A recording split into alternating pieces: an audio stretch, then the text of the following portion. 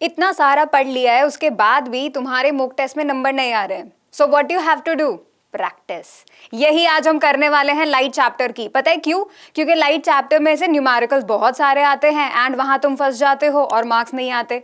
तो यही चीज हम लोग करने वाले हैं, ठीक है। हम लोग प्रैक्टिस करने वाले हैं ऑल द क्वेश्चंस की, एंड हम लोग देखेंगे कि इंपॉर्टेंट चीजें जो तुम्हें करनी ही है वो क्या है, ठीक है। अब हमको ये फोकस करना है दैट हमारे जो बोर्ड्स हैं, हमारे जो मॉक टेस्ट पेपर्स हैं, उनमें अच्छे नंबर आने चाहिए, और वो होगा प्रैक्टिस से। लेट्स डू इट, ठीक है। हम लोग आज फोकस कर रहे हैं लाइट चैप्टर पे, क्योंकि हम एक एक करके सारे चैप्टर्स को जो है लुकआउट करेंगे।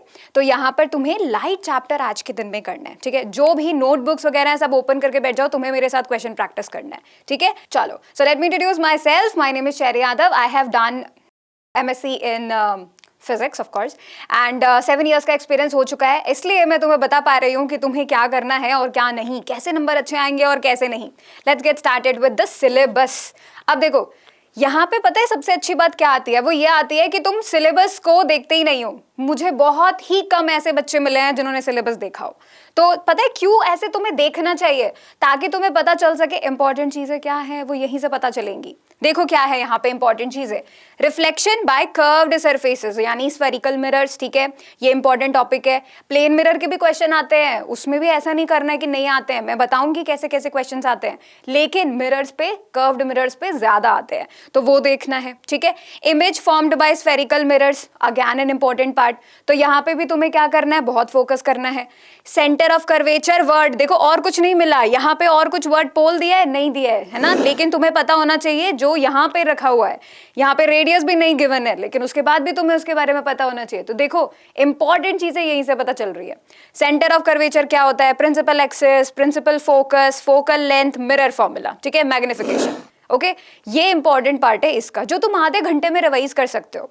नोटबुक खोलोगे, अपने नोट्स रिवाइज करोगे, आधे घंटे में तुम्हारा कंसेप्चुअल पार्ट डन। लेकिन उसके बाद क्या, इसमें से आते हैं न्यूमेरिकल्स, ठीक है, जो हमें करने हैं। फिर आता है रिफ्रैक्शन वाला पार्ट, सेकंड पार्ट। इसमें क्या क्या चीज इंपॉर्टेंट है, लॉज दोनों क्या है, 2 लॉज हैं इसमें रिफ्रैक्शन के, और रिफ्रैक्टिव इंडेक्स का क्या मतलब है और कैसे करना है, क्वेश्चंस कैसे आएंगे वो, ठीक है। फिर आता है हमारा लेंस वाला पार्ट। अब लेंस में भी क्या है, इमेज फॉर्मेशन, कब, क्यों, कैसी इमेज बनती है, नेचर, साइज, उसके बारे में सब, जो कि तुम्हें टेबल से पता चल जाएगा, है ना। टेबल इंपॉर्टेंट है, टेबल दिमाग में चलते रहना चाहिए जब तुम क्वेश्चन कर रहे हो। फिर आता है लेंस फॉर्मूला। लेंस फॉर्मूला में वही बात है, हमें न्यूमेरिकल्स मिलेंगे, तो प्रैक्टिस इज द वन जिससे हम लोग उसको केटर कर सकते हैं, ठीक है। बाद में आता है मैग्निफिकेशन और पावर। ये है इंपॉर्टेंट टॉपिक और यही है तुम्हारा सिलेबस, इसी को करना है तुम्हें मास्टर, ठीक है। कैसे करोगे वो हम करेंगे प्रैक्टिस से, ठीक है। अब उसके लिए हम लोग को देखना है कि भाई ये कितना इंपॉर्टेंट चैप्टर है, ये इंपॉर्टेंट है भी कि नहीं, वो हमें पता चलेगा इससे। देखो 2023 के अंदर 3 मार्क का एक क्वेश्चन मिला था, 4 मार्क्स का एक क्वेश्चन मिला था, ठीक है। 7 नंबर यहीं पर आ जाएंगे अगर तुम्हारा लाइट चैप्टर बेस्ट होगा तो। 2024 में 1 मार्क्स का एक, 2 मार्क का एक, ठीक है, 4 मार्क का एक, अगेन हमारे पास 7 नंबर आ गए, गुड। 2025 में देखो जरा, 1 मार्क का एक, 2 मार्क का एक, 3 मार्क का एक, 5 मार्क का एक, बहुत ही बढ़िया। अगर तुमने ये चैप्टर कर लिया है बहुत अच्छा, तो तुम्हारे मार्क्स इंप्रूव हो जाएंगे, अच्छे हो जाएंगे, है ना। तो प्रैक्टिस शुरू करें। देखो पहला क्वेश्चन तुम्हारे सामने आ जाता है, असर्शन रीजन, ठीक है। आपके मोस्ट इंपॉर्टेंटली एमसीक्यू आएंगे, असर्शन रीजन आएंगे, सब्जेक्टिव क्वेश्चंस आएंगे। सब्जेक्टिव में आपको 2 मार्क, 3 मार्क, 4 मार्क, 5 मार्क आएंगे, ठीक है। तो ये जो सिलेबस हम लोगों ने पूरा देखा है, इसी में से हमें ये डेफिनेटली मार्क क्वेश्चंस आएंगे, इजंट इट। तो यहाँ पर हम लोग असर्शन रीजन को भी प्रैक्टिस करेंगे, ठीक है। देखते हैं जरा क्या है असर्शन रीजन। असर्शन कहता है कि डिस्टेंस जो है ऑब्जेक्ट और उसकी इमेज के बीच में, जो कि प्लेन मिरर में बन रहा है, वो डबल है distance of the object from the mirror. ये एक स्टेटमेंट दिया हुआ है, ठीक है। देखो जब कभी भी तुम्हें ऐसा भारी भरकम स्टेटमेंट मिले ना, तो क्या करना है, तुम्हें एक छोटा सा रफ डायग्राम बना लेना है, ठीक है। तो अभी क्या करना है आपको, एक छोटा सा रफ डायग्राम बना लिया, ये बना लिया मैंने मिरर, ठीक है। यहाँ खड़ा कर दिया किसी को, अपने आप को इमेजिन कर लो तुम, ठीक है।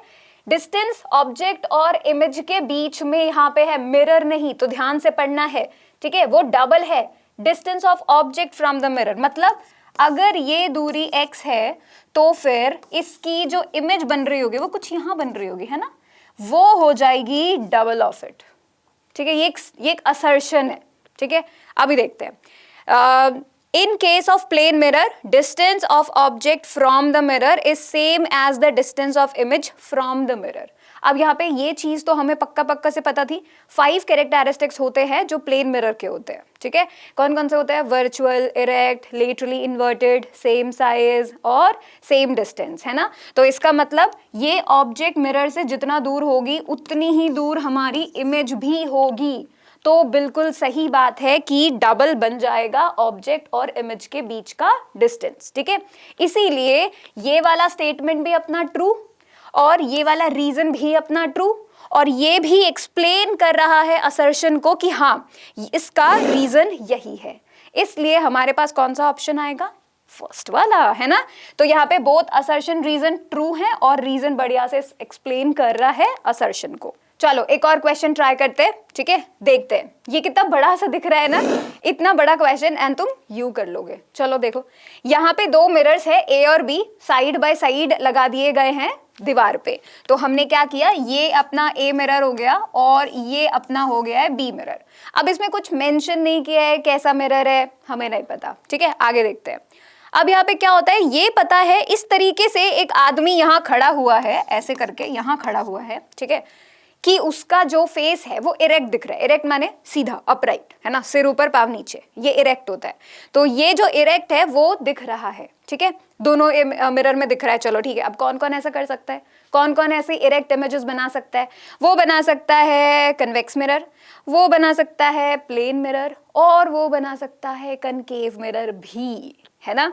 अब देखो ये आदमी चलता है मिरर्स की तरफ, ठीक है, ये ऐसे जा रहा है, मिरर की तरफ जा रहा है। उसे पता चलता है कि जो उसके फेस का साइज है मिरर ए में तो बढ़ गया और मिरर बी के अंदर सेम रह गया है, ठीक है।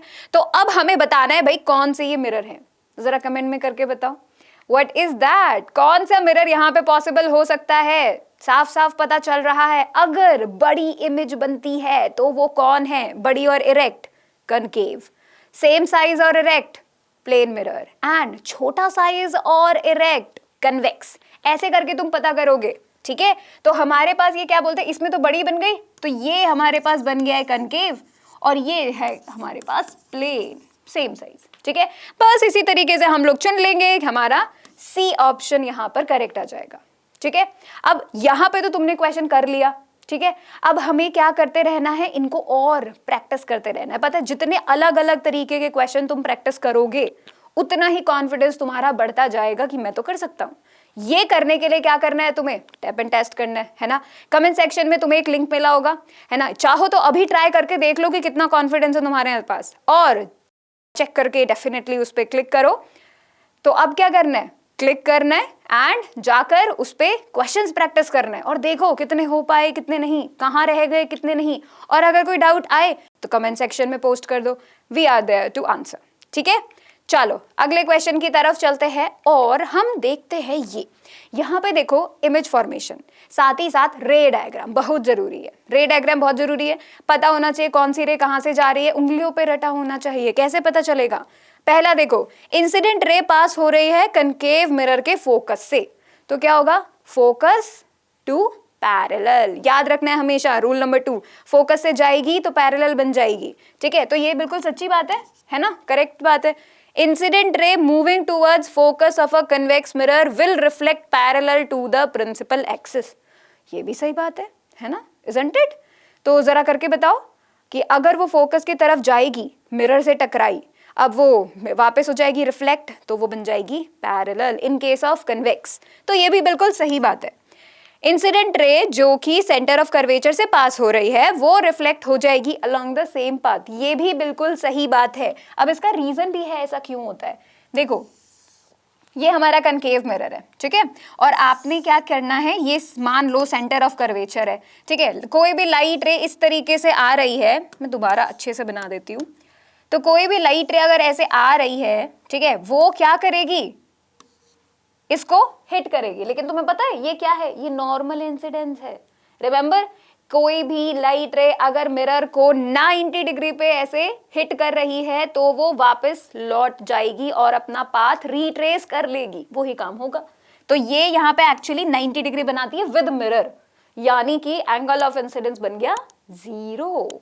एंड इसी वजह से अब ये चला जाएगा वापस उसी रास्ते से। ये है रूल्स, है ना। यहाँ पे देख लो, आराम से तुम्हें 1 नंबर मिल जाएगा सिर्फ रूल्स रिमेंबर करने के। तो सारे रूल्स तो याद होने चाहिए, है ना। तो यहाँ पे हमें ऐसा लगता है कि भाई तीनों ही सच बात है, तो हमारा डी ऑप्शन यहाँ पे करेक्ट हो जाना चाहिए, है ना। चलो इसी बात पे हम लोग क्या करेंगे, अगले क्वेश्चन पे मूव ऑन करेंगे। ये क्वेश्चन है साइन कन्वेंशन का। अब जरूरी बात यहाँ पे ये आ जाती है कि हो सकता है कुछ लोग बोले साइन कन्वेंशन किसको इतना इंपॉर्टेंट नहीं है, कोई क्वेश्चन ऐसा नहीं आता है, बट ये बहुत इंपॉर्टेंट है। पता है क्यों? क्योंकि मिरर फॉर्मूला, लेंस फॉर्मूला में साइन कन्वेंशन जरूर पूछा जाएगा, ठीक है। तो what you have to do is just check it out. यहाँ पे क्या है, असर्शन बोला जा रहा है height of an object is generally considered positive. तो सही बात है? नहीं, तुम्हें क्या करना है, साइन कन्वेंशन के लिए छोटा सा प्लस बना लेना है, ठीक है। अगर इस लाइन के ऊपर जा रहा है तो हमारे पास प्लस हाइट है, इस लाइन के नीचे तो माइनस हाइट है, ठीक है। इस लाइन के वर्टिकल लाइन के इधर तो माइनस का डिस्टेंस, इधर प्लस का डिस्टेंस, बस यही है sign convention. So that's all you need to remember, ठीक है। मिरर हमेशा हमारा यहाँ रहेगा, मिरर का पोल, लेंस का ऑप्टिकल सेंटर यही रहेगा ओरिजिन पे। So you don't have to think about it.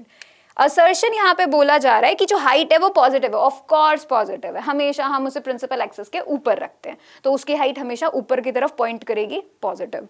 Reason यहाँ क्या बताया जा रहा है, object is always placed below the principal axis in a downward direction. क्या ऐसा होता है? नहीं होता है। ऐसी इमेज तुम्हें सिर्फ और सिर्फ ऐसी मिलेगी, यानी कि रियल, यानी कि इमेज मिल रही है इन्वर्टेड, ऑब्जेक्ट तो कभी भी आपको उल्टी लटकी हुई नहीं मिलेगी, ठीक है। तो ये हमारा हो गया फॉल्स स्टेटमेंट, ये हो गया ट्रू।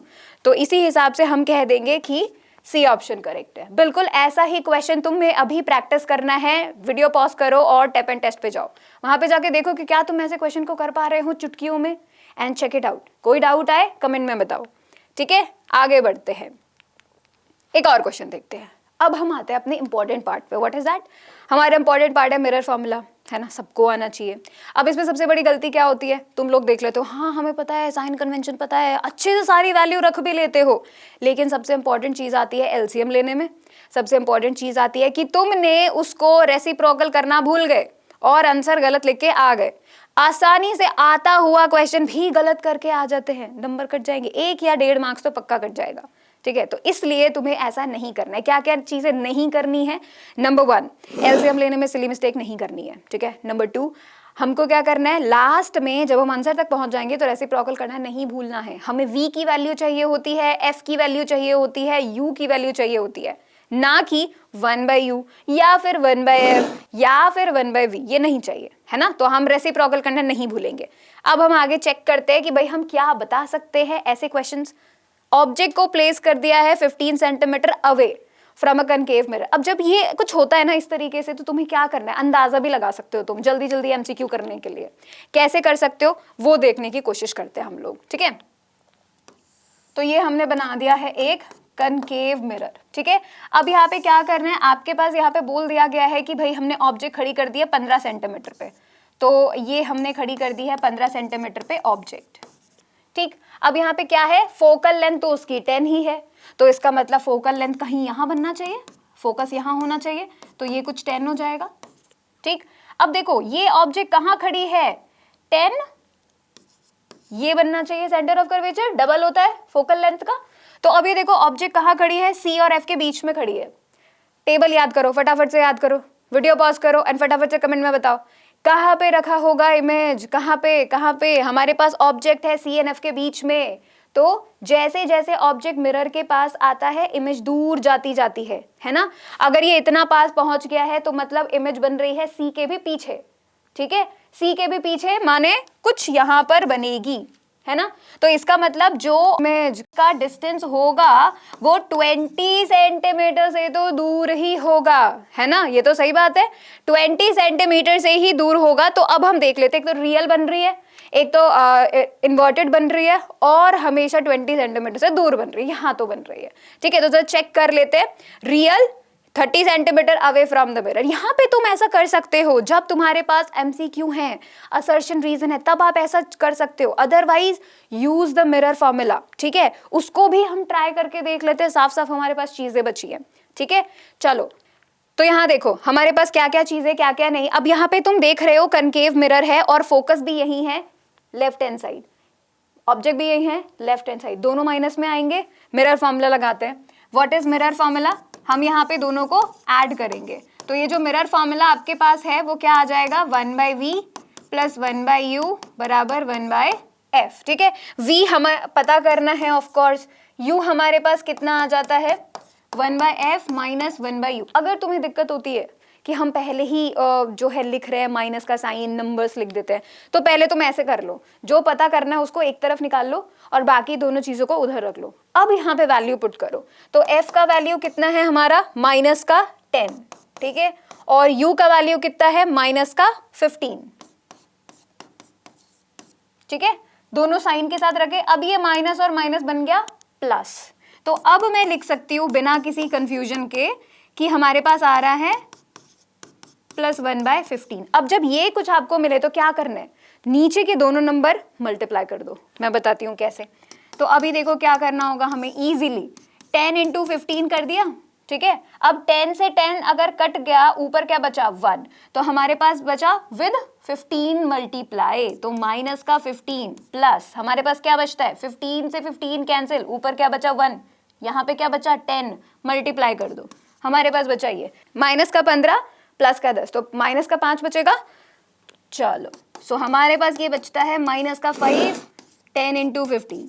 ठीक है, ये हो गया 5, 3 जा कितना आया माइनस 1/30। अब यहां पर तुम अपना आंसर छोड़ देते हो, सबसे बड़ी बात नहीं करना है, रेसिप्रोकेट करना है। जैसे ही तुम रेसिप्रोकेट करोगे तब जाके तुम्हारा जो v निकल कर आएगा वो आ जाएगा 30 सेंटीमीटर माइनस का। क्या ये सही है? क्या ऐसे माइनस आना चाहिए था? बिल्कुल सही। लेफ्ट साइड में अगर ये माइनस नहीं आता तो मैं दोबारा चेक करती कि क्या सिली मिस्टेक मैंने कर दी। तो जब तुम ऐसे रफ डायग्राम बनाओगे तो तुम्हें साइन को लेकर भी क्लैरिटी रहेगी कि जो मैंने आंसर लिखा है क्या वो सही है, या जो मेरा आंसर आया है क्या वो सही है, कुछ सिली मिस्टेक तो नहीं होगी। तो ये साइन तुम्हें सब बता देगा कि तुमसे सिली मिस्टेक हुई है कि नहीं हुई है। ठीक है, तो यहाँ पर तुम थोड़ा सा बस तुम्हें अवेयर रहना है, और अगर तुम सोच नहीं पा रहे हो, बहुत ज्यादा एंक्शियस हो गए हो एग्जाम में, तो तुम क्या कर सकते हो, सिंपली एक रफ डायग्राम बना सकते हो। ठीक है, जरा फटाफट से चेक करके बताओ टैप एंड टेस्ट में कि ये वाला क्वेश्चन तुम कर पा रहे हो कि नहीं, है ना। ऐसे ही बहुत सारे क्वेश्चन तुम्हें उसमें मिले हैं, अलग अलग क्वेश्चन ट्राई करने हैं। ठीक है, चलो तो यहाँ पे हमें पता चल रहा है रियल है 30 सेंटीमीटर अवे, डन हो गया। ठीक है, 20 सेंटीमीटर अवे तो नहीं हो सकता, ये भी गलत, ये भी गलत और ये भी गलत। आगे बढ़ते हैं। अगला क्वेश्चन एक और असर्शन रीजन के बारे में है।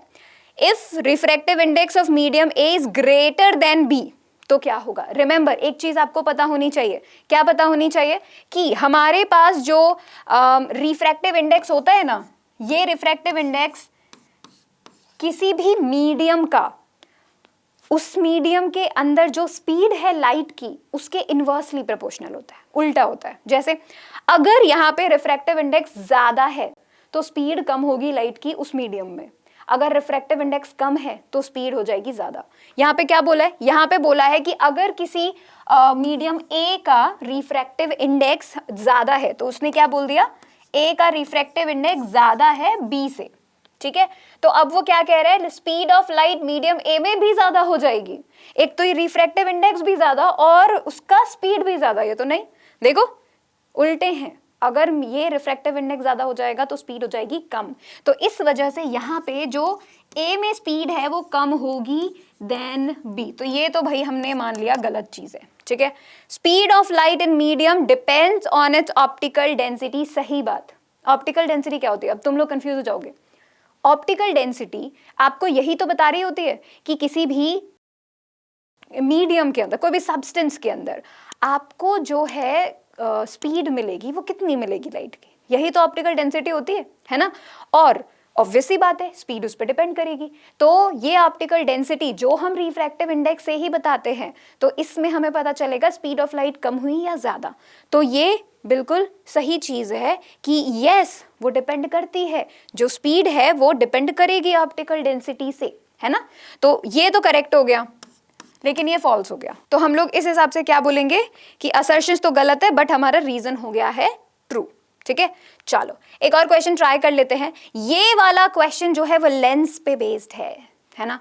पहले पता करना जरूरी है। कई बच्चे ऐसे ऐसे मिस्टेक कर देते हैं कि मिरर है बट लेंस वाला फॉर्मूला यूज करके चले आए, या फिर लेंस है मिरर वाला फॉर्मूला यूज करके चले आए। ये नहीं करना है।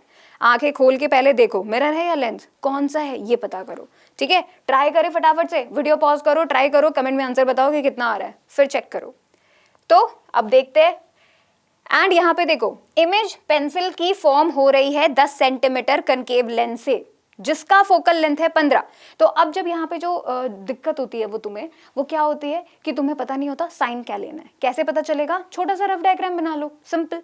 तो हमने क्या बना लिया? कनकेव लेंस बना लिया, कनकेव लेंस बना लिया। अब क्या बोल रहे हैं? इमेज बन रही है distance 10 centimetre from concave lens. ये नहीं पता है किस साइड, इधर की इधर, लेकिन हमको पता है कनकेव लेंस में हमेशा इमेज कहाँ बनेगी? लेफ्ट हैंड साइड, क्योंकि वो कैसा बनाता है? वर्चुअल और इरेक्ट और छोटा इमेज बनाता है हमेशा, ठीक है।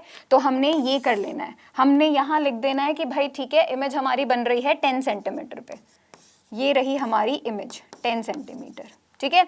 अब यहाँ पे क्या करना है? फोकल लेंथ 15 है, तो फोकल लेंथ हमारा f हो गया, ये हो गया है 15। अब हमें बताना है कि ऑब्जेक्ट डिस्टेंस क्या होगा। सबसे पहला चीज, ऑब्जेक्ट हमें कहाँ मिलनी चाहिए?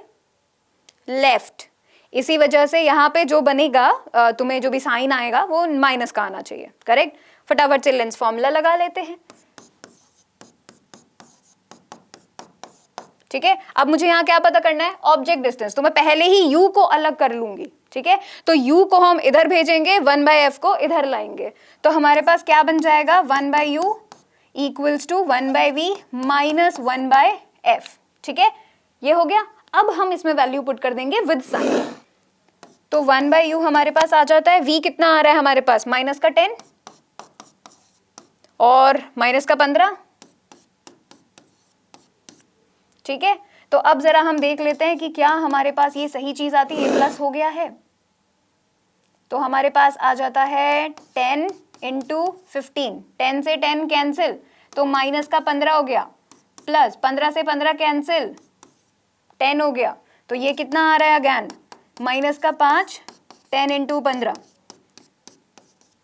यानी माइनस का 1/30। अगेन रेसिप्रोकल जरूरी है फाइनल आंसर के लिए, तो फाइनल आंसर कितना आ रहा है? माइनस का 30। क्या आंसर माइनस में आना था? बिल्कुल सही आना था, है ना। माइनस में ही आना था, लेफ्ट हैंड साइड में ऑब्जेक्ट होना चाहिए, इसी वजह से माइनस का 30 आ रहा है, ठीक है। तो हमारे पास कौन सा आंसर करेक्ट हो जाएगा? माइनस का 30। अब तुम आसानी से बता सकते हो माइनस का 30 में से ये दोनों ऑप्शन तो अपने आप ही कैंसिल हो जाने, क्योंकि ऑब्जेक्ट डिस्टेंस तो कभी पॉजिटिव हुआ ही नहीं, तो माइनस वाली चीजें तो ऐसे ही कैंसिल हो जाएंगी, ठीक है। ऐसे अलग अलग तरीके के क्वेश्चंस होते हैं जो हर चैप्टर में तुम्हें करनी ही है प्रैक्टिस, ठीक है। उनको करे बिना नहीं जाना एग्जाम में, वो देखेंगे। So we will be meeting in the next session, alright, with the next chapter. Bye bye everybody, take care.